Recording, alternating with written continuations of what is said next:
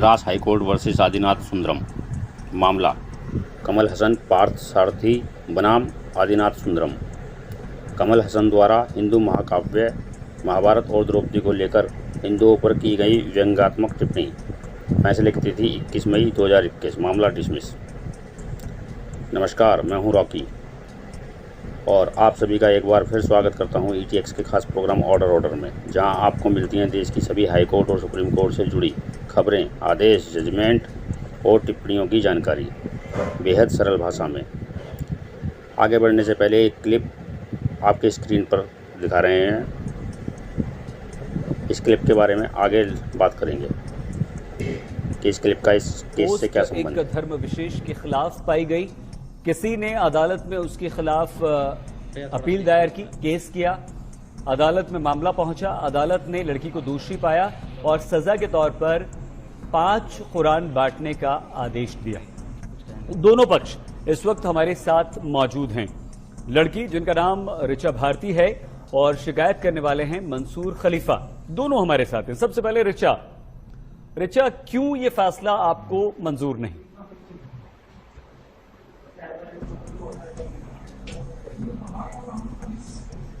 क्योंकि मुझे सजा के तौर पर दिया गया है, शर्त लगाया गया। एक तो मैं बिना गलती की जेल के ऊपर से मुझे बाहर आने के लिए शर्त मानना पड़ेगा किसी भी से। लेकिन शायद आपके लिए जानना जरूरी है और हमारा प्रश्न माननीय सुप्रीम कोर्ट और सभी हाई कोर्टों से है। माननीय सुप्रीम कोर्ट के फैसले हाई कोर्ट और हाई कोर्ट के फैसले लोअर कोर्ट के समक्ष नज़ीर यानी उदाहरण के रूप में पेश किए जाते हैं। तो एक जैसे मामले में 2 अलग अलग फैसले जो कि पूर्णतः विरोधाभासी हैं, वो किस नज़ीर को पेश करते हैं? या ये केवल एक विचारधारा को पोषित करने हेतु दिए गए फैसले हैं? और क्या यही इनका उदाहरण स्टेटस भी होगा आने वाले ऐसे सभी मामलों में? आगे बढ़ने से पहले यदि आपको इस चैनल या इसके इस प्रोग्राम में दिलचस्पी नहीं है तो आप वीडियो को अभी स्किप करके जा सकते हैं, अन्यथा वीडियो को पूरा देखें और चैनल को सब्सक्राइब भी कर लें ताकि आपको अदालती कार्यवाहियों का स्तर पता चल सके। खैर, जानते हैं कि मामला क्या था। कमल हसन ने 2017 में अपने एक टीवी इंटरव्यू के दौरान पूछे गए एक प्रश्न के जवाब में टिप्पणी की थी कि महाभारत का सम्मान करने वाले देश में महिलाओं के खिलाफ बढ़ती हिंसा कोई आश्चर्यजनक नहीं है, क्योंकि जो लोग जुए के लिए अपनी महिला को दांव पर लगा सकते हैं उनसे और उम्मीद भी क्या की जा सकती है। यहाँ आपको स्पष्ट कर देना उचित समझता हूँ कि कमल हसन खुद को एथिस्ट यानी नास्तिक बताते हैं, जैसा कि आप स्क्रीन पर देख सकते हैं। इनकी टिप्पणी को लेकर आदिनाथ सुंदरम ने शिकायत दर्ज कराते हुए आरोप लगाया था कि कमल हसन की टिप्पणी व्यंग्यात्मक है और कमल हसन ने हिंदू महाकाव्य का अपमान करते हुए हिंदुओं की धार्मिक भावनाओं को आहत किया है।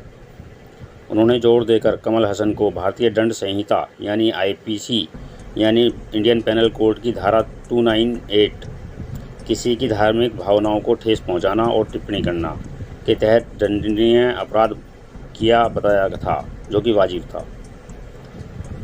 इस पर अदालत ने फैसला सुनाया कि कमल हसन एक साक्षात्कार के दौरान पूछे गए प्रश्न का जवाब दे रहे थे। उनका इरादा अपमान का नहीं था, इसे केवल एंकर और गेस्ट के बीच होने वाली साधारण वार्तालाप के रूप में ही लिया जाना चाहिए। मजिस्ट्रेट वल्ली और ने आगे कहा कि किसी भी तरह ये निष्कर्ष नहीं निकाला जा सकता कि कमल हसन द्वारा व्यक्त किए गए विचार शिकायतकर्ता या किसी समुदाय विशेष की भावनाओं को ठेस पहुंचाने या उनका अपमान करने या नुकसान पहुंचाने के इरादे से थे। कमल हसन की ओर से एडवोकेट रघुबर गोपालन और आदिनाथ सुंदरम की ओर से एडवोकेट जयशंकर पांडियान, S पलानी वेलाथ्युम पेश हुए थे। यहाँ मैं आपका ध्यान ऋचा भारती के उस केस की ओर भी कराना चाहता हूँ जिसका फैसला एक फेसबुक पोस्ट की एवज में 5 कुरान बांटने का दिया गया था। क्या ये तुष्टिकरण नहीं है?